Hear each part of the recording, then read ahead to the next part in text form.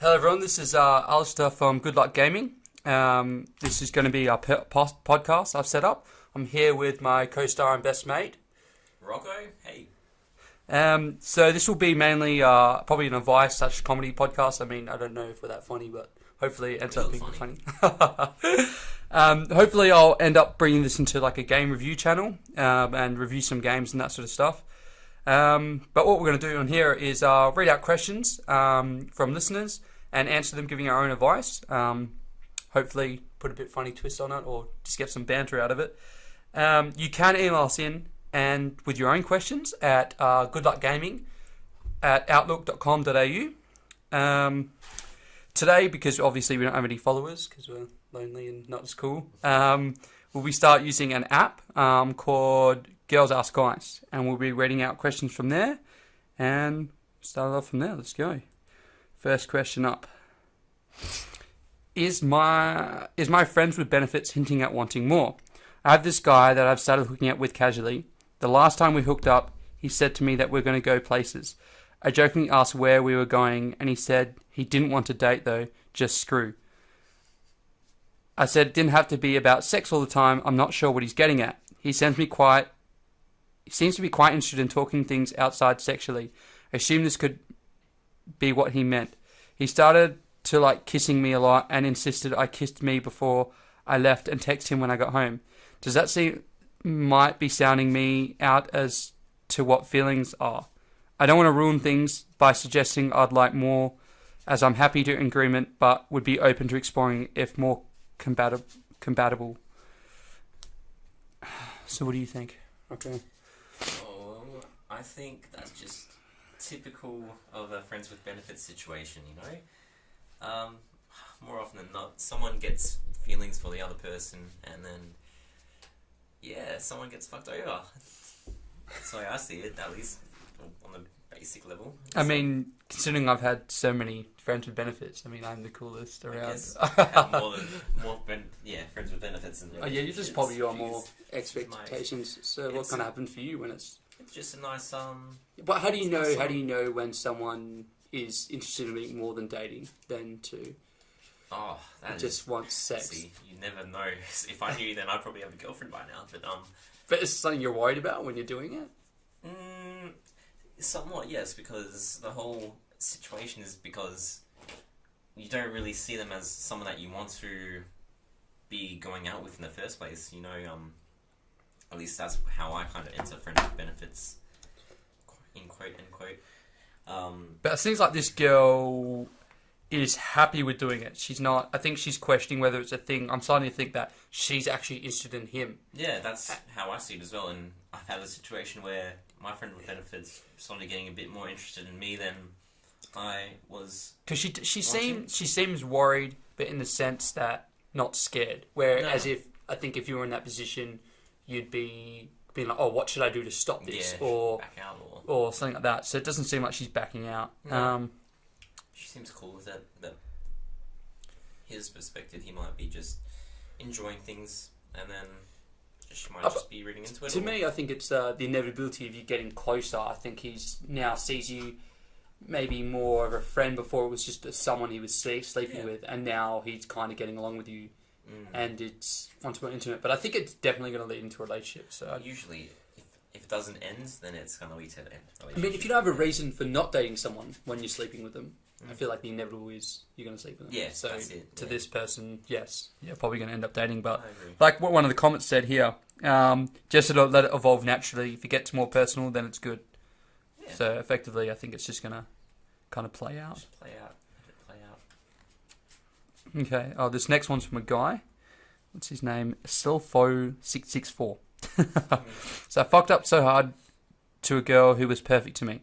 I feel so shit. I lost the opportunity of a lifetime. I loved a girl in university, and this girl even tells me she has no boyfriend multiple times. She gave me so many chances to ask her out. She's extremely popular, smart, and it's part of an extremely rich family, nice and friendly. I'm just a loser, fucking best way to describe myself, who's 3 years behind in university, a loner asshole, and I fucked up so hard.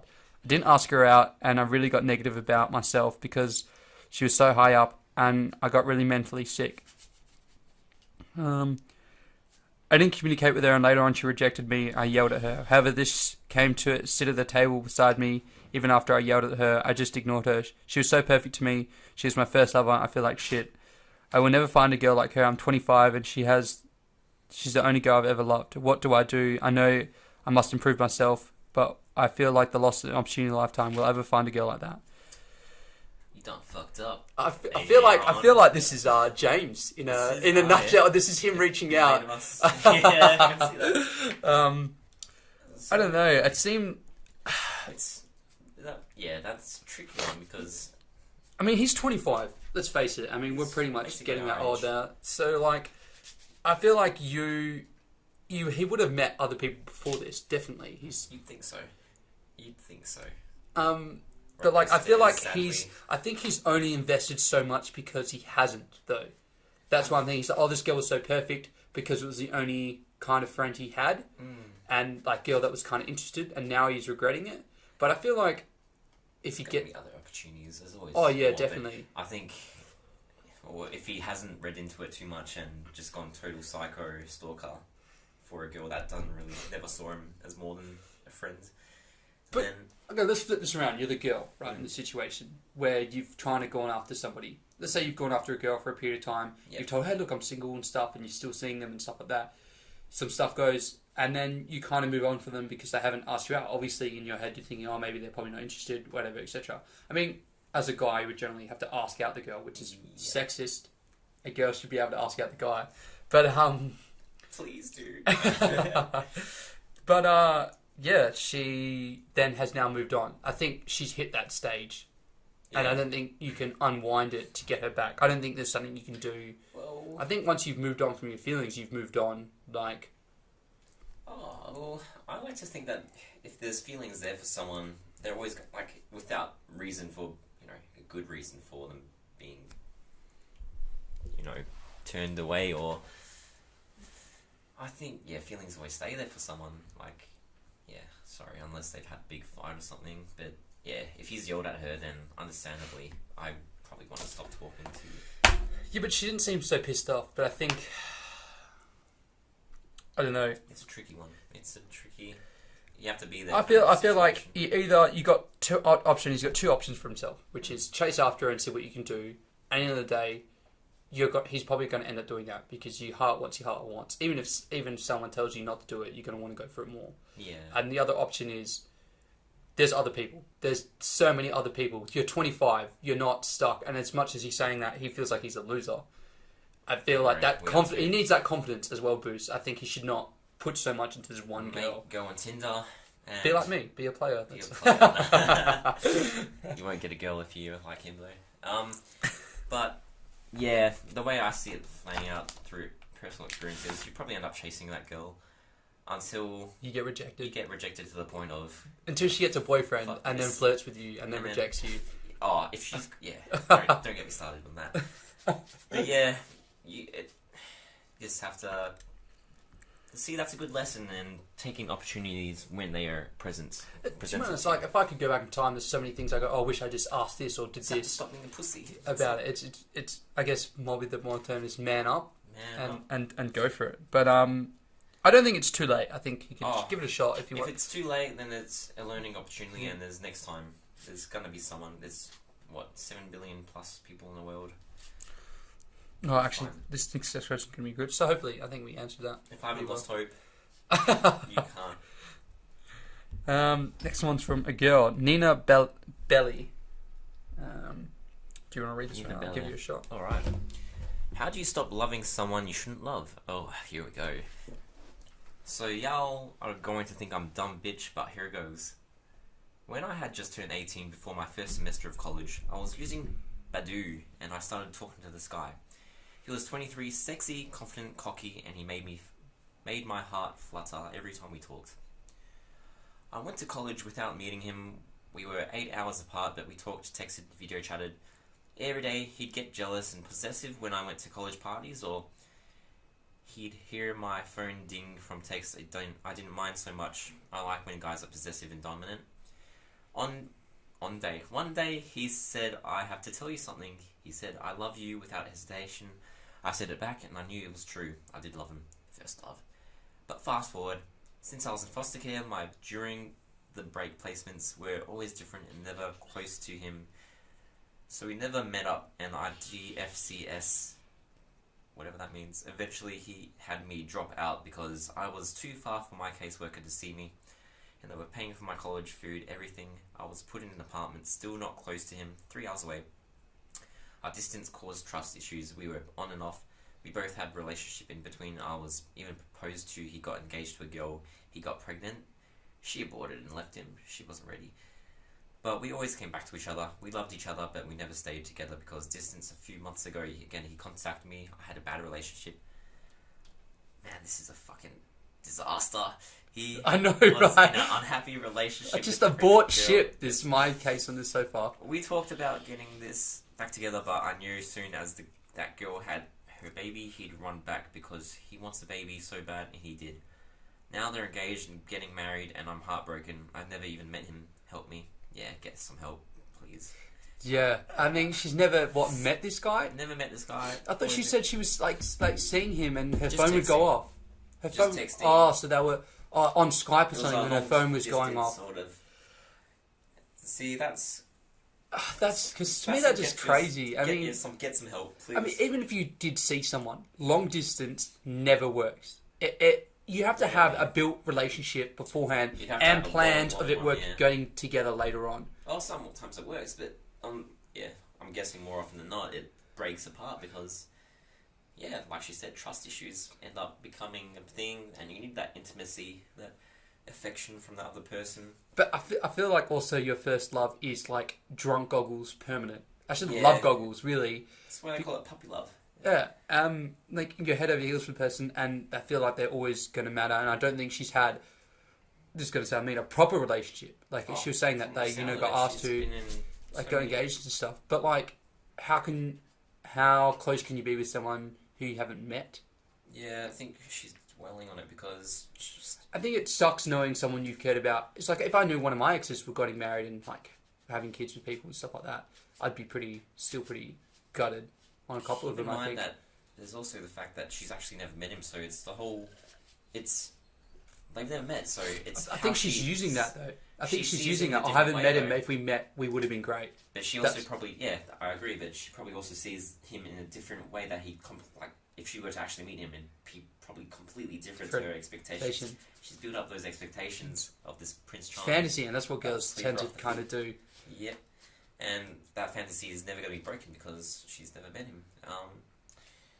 If she actually met him, then maybe go from there. But yeah, meet him, bitch, please, and get some fucking. Go to college. Learn how to type. Message me. I'll meet up with you later. I like crazy chicks. That's adorable though. That's- Still wanting someone after so many years. That's I think it's, interesting, yeah. Well, we're about the 13-minute mark. Do you want to go for another question? Do one maybe? more question. One more question? See how Yeah, we let's do. go for it.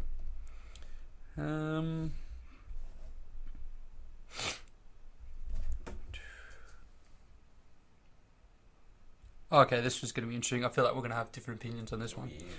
Yeah. Okay. Do guys like it when a girl's independent? Independent as she doesn't always want to do things with you, but has her own set of hobbies, her own friends, not the clingy type at all. How do you guys feel? Is it like a turn off because guys I've dated don't seem too fond of it? Any of my female friends who love doing everything or a lot of things with their significant other are in generally serious and loving relationships. Okay, so let's start off with the first bit. Are you just girls dating girls who are independent? Of course, yeah, definitely. The way I see a good relationship, I think this was going to be another question we wanted to do, like, what's a toxic relationship? And I like to think that having a relationship with someone that has their own kind of life and ideals and something that you can help them move towards and they can help you move towards your own as well. I think that's the basis of a really good relationship with someone, as well as trust and all that other stuff. But being able to live your own lives with each other is, I think, really special and cool. So yeah, independent girl would be sweet to date. I think Rocco's always going to give the bad answers here because he's doing psychology. Or he's done bachelor's and finished masters, haven't I've you? done the 4 years of psychology study, but don't let that fool you in thinking like I'm some mind reading. Oh, he's a I'm guru. really Just not. really secretly, he's a guru. Sitting in his little beanie Yeah. and jumper. Nah, I'm just giving personal opinions. I think with this question is whether someone likes the girl in charge or the guy in charge. Oh, yeah. And for me, I'm the complete opposite. I would hate a girl independent. I mean, to an extent. I don't want someone overly clingy, but if you had to choose one or the other, would you go way too independent or way too clingy? Which would be your better choice? So when you say independent, though, I'm thinking more of the lines of it's cool being separate all the time. She's going to do her own thing all the time, or Okay, let's change the question around to more independent or dependent. So a girl who depends on you for everything, or a girl that doesn't need you for anything. alright. Well, I'd like a dependent girl because I do like. No, I- who doesn't like? and I caring think for I someone? think that's if you had to narrow down a choice, it's better to be a bit more independent and less dependent. But when push comes to shove, if it was one end or the other, people want someone who's dependent. You'd rather someone who needs you than someone who doesn't. But like at the same time, you don't want to be relied upon the entire relationship because that ends up causing a drain. It needs to be about 50-50 give and take. Oh, it's always about that nice balance. Yeah. I don't know. For me, my sisters all are pretty independent, so they've all dated guys who are I wouldn't say dependent, but are very chilled and relaxed, and they're happy to follow Follow them, the lead. follow the lead. And the question you got to ask is, some guys are going to love it, some guys are going to hate it, but that's because some guys are the lead and some guys are submissive. Yeah. And like for me, I'm probably a bit more of the lead. I have my moods. I'm a When mood. I want to be whipped. But I think as you get older as well, even my last girlfriend, like our friendship kind of merged because we had the same friends and stuff. So, I mean, she was dependent on me, but I think, and then again, that was the problem. I was too independent. I was seeing my mates and doing my things. She never really organised stuff. But I think because we had the same group of friends, we will end up going out and the times. And I think that's what makes, as you're saying in the next bit, like the people that are dependent end up in serious loving relationships. It depends how you combat it, really. I mean, to be honest, like investing, I think it's that bit of trust, like you were saying before in the last question. Like you've got to, we ended up with my ex going together, going and doing things, and then it ended up being a more strong relationship because we had the same group of friends, but at the same time we could go out separately. So I think it's a bit of give and take. I don't think one personality trait is better over the other. I mean, you've dated a clean girl. What was your... Oh, so my last girlfriend, and also my first, she was a bit younger. This was at the time when I was 18, so she was about 15, 16. Don't judge me. Fuck yous. She was quite dependent on me, and this being my first love, I was okay with it. I was dealing with... It was too clingy, though. So clingy that she was at my house with me about 4 days of the week, 5 days of the week.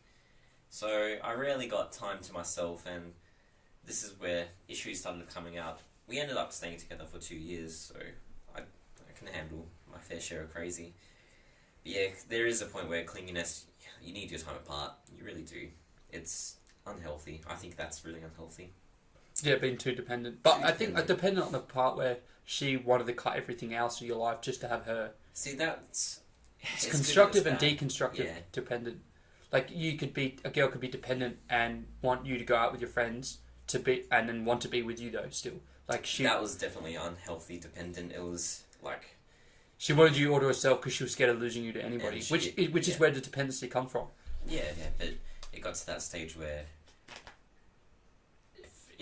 she couldn't depend on me, or if I wasn't there for her, then shit broke out, and then Rocco becomes sad. And I think this question's probably good. The answer to one of them is it's good if you both have your own lives and things you can do, but also you both want to share a life together. So I think, like I said, give and take. You need both. give and take. It's all about yin yang, baby. All right, awesome. That's 3 That's, questions. Hit the 19-minute mark. That was actually good. Perfect for like the 20-minute episode roughly. All right, awesome. So that'll be our first podcast. Hopefully it gets a bit better. I don't know. Yeah, we'll try and work out. We won't try. Let's be honest. We're not going to Next try. time we're gonna wing it again as usual. But hopefully, hopefully we'll try and maybe release an episode every We'll week, try but for probably be every every fortnight. Yeah. I'm thinking, yeah. well, if you can't, I mean, oh shit. If you guys like us, then yeah, we'll do one more often than not. All right, now. perfect. All right, so if you do have your own questions, feel free to email us in. That's goodluckgaming@outlook.com, all spelt normally. Good luck and then gaming all together at outlook.com.au. Hopefully receive some of your questions there this week and go through a list and make up some new ones. This is Alistair and This is Rocco. Yeah. Alistair. And both of us. Alright, have a good one, guys.